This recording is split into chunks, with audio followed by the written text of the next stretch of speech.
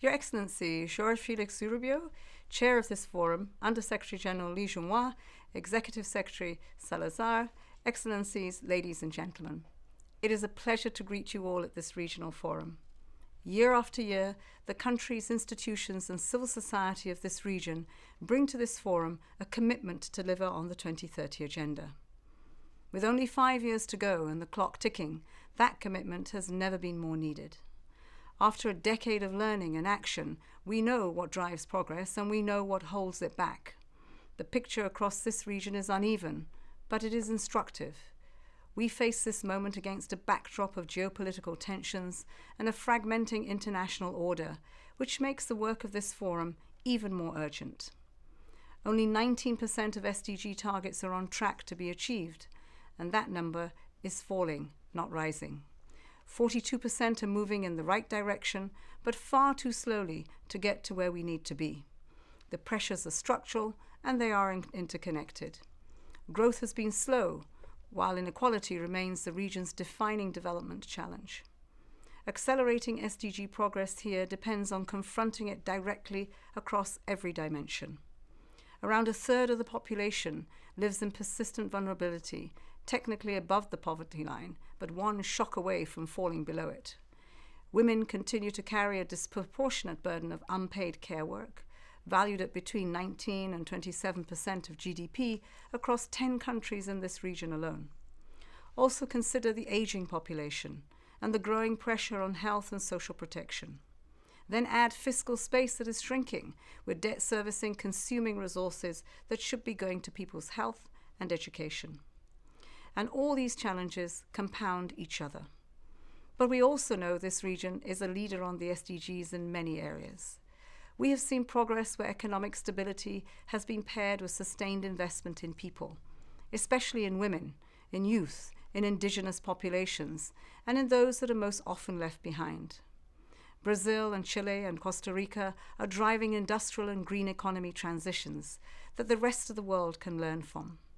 Nearly 2/3 of electricity comes from renewables, and Santiago de Chile's bus fleet alone is 70% electric.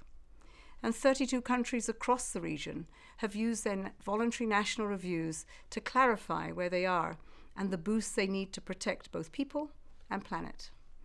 That discipline of monitoring, filling data gaps, correcting course, and sharing what works will be an asset in the final push towards 2030. What comes next must be financing what works. That includes the full implementation of the severe commitment and solutions that reach middle-income countries and climate-vulnerable small island developing states.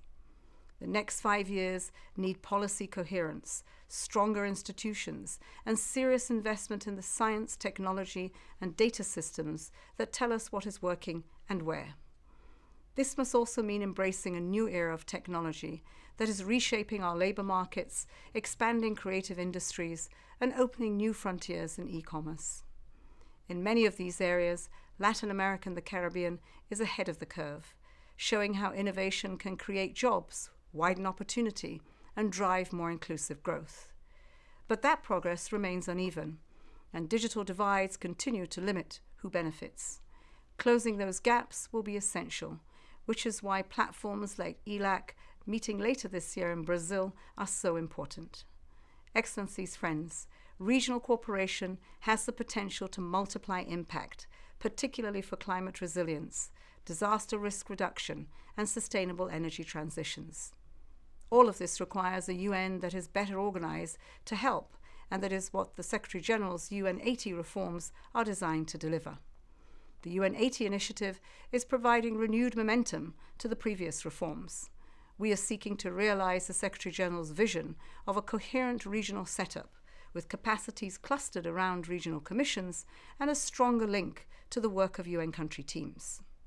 Through the regional reset, we are working to move scattered and fragmented capacities into an integrated regional system that better articulates global mandates and region-wide strategies to guide country-level programming based on country needs and priorities. In practice, this means that we bring together UN knowledge, data, and convening power into consolidated mechanisms at the regional level.